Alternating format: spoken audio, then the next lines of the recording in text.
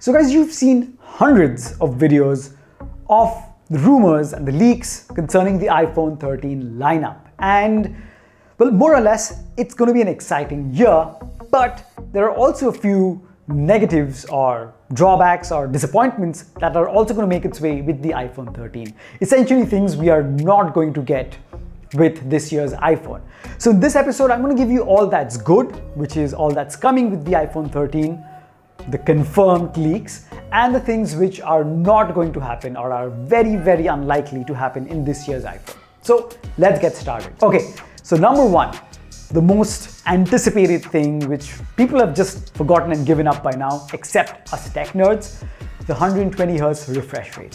Finally, it has been confirmed by John Prosser and many that we're going to get that 120Hz refresh rate. Now, obviously, Android users are going to say that they have had that even in their mid-range phones for quite a few years now, and that is absolutely true. There is no argument there. But there is something about Apple that they always arrive late to the party, late to the game, but man, when they do it right. And that's what I like about them. They really test your patience, and sometimes you absolutely hate them for what they do or don't, but when they do it right. So 120Hz refresh rate is coming, and that is amazing. Now, we all know that the iPhones have had one of the best cameras, or maybe the best cameras in the smartphone market, all right? But the ultrawide in that family of lenses is the weakest. So it turns out with the most grainy photos, with the most distortion, and it lacks autofocus, which I'll get to later. But this year's iPhone, and more leaks are starting to head towards a confirmation that the ultrawide is going to have a 6-element lens, and it's going to have improved low light performance thanks to a larger 1.8 aperture, and couple that with software improvements with night mode, and it's going to be a huge jump in terms of low light performance, and it's going to bring it up almost to the level of the main primary lenses and the telephoto. So that is something really people should look forward to, and it's going to make a huge difference because with the ultrawide you get some really weird, funky and interesting angles, and it usually suffers from distortion and a lot of grain due to that smaller aperture, but this year you're going to improve that. So that's something many tech nerds and photo enthusiasts are going to look forward to, and it's going to be good knowing Apple. Okay, number 3, portrait video. Now this is, if it happens, and the chances of which are really, really low, if it happens, it's going to be basically, you guessed it, this natural blur that you're seeing right now because I'm shooting on my DSLR. So this is what Apple is going to do in its video. So it's going to be artificially blurring the background like it does with portrait photo. And the good thing, or the USP of this, is the fact that when you're editing portrait videos, you can later decide how much blur or bokeh you want in the background. So thanks to the A15 chip, that's going to be powering this, and that's really going to make a difference because it needs a lot of computing power.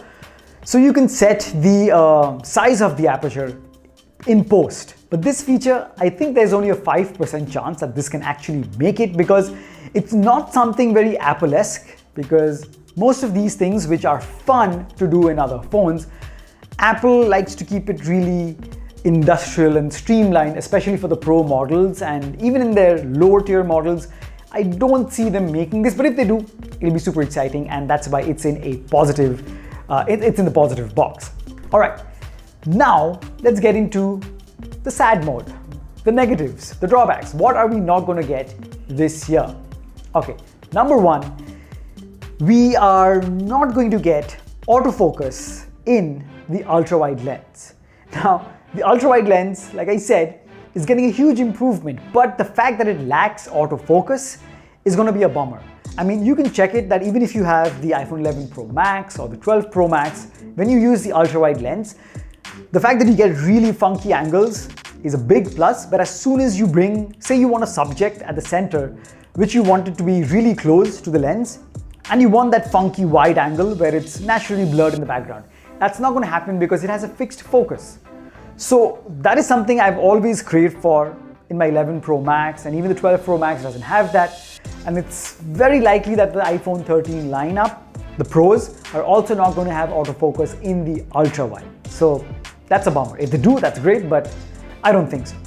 Now the second thing we're not getting is that the front facing or the selfie camera is also, even if it gets an improvement, even if it gets a spec bump in terms of the megapixels, it's not going to have autofocus. And trust me, if you don't believe me, you can try it out. If you're using an iPhone 11 Pro Max or any iPhone basically leading up to the 12 Pro Max as well, the front-facing camera does not have autofocus. So this might not be a huge thing because usually when you're taking a selfie, your hand is far out, and because it has a fixed focus, everything looks in focus. But say you're vlogging and you bring something close to the lens, it's not going to focus.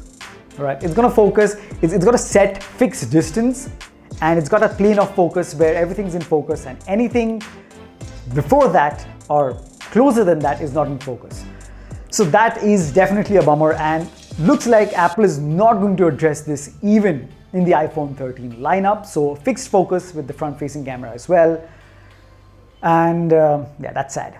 And number 3, there is a good chance that we might see a minor price hike in this year's iPhone. So especially the Pro models, I expect them that they could be hiked up to around $50 to $100. Maybe not 100, but at least $50. There could be a price hike. So yeah, that's definitely not good because iPhones are super expensive. But that is all. Now, as time goes by, because we are still far off from the actual launch, so like MKBHD said, nothing is as such confirmed, but a lot of things are, well, sort of confirmed. So we just have to wait and find out. So as things come by and as they get more, and as we get more and more close, I will make these videos and make a gist so that you find it easier and choose which iPhone is right for you. Should you go for iPhone 12, or if the features we're getting in this year's iPhone, is it the right one? And if it's the one that suits you the best, then you can definitely make the jump, because ultimately it's going to be your money and you better spend it right. Anyway guys, that's been the video. I hope you've enjoyed it. If you enjoyed this video, kindly smash that like button, because the more you like this video, YouTube algorithms kind of go crazy and they suggest this video to more people and I get more views, and it's a win-win. And if you haven't subscribed already, please consider subscribing. And as always, I'll catch you guys with more information in the next video. Cheers.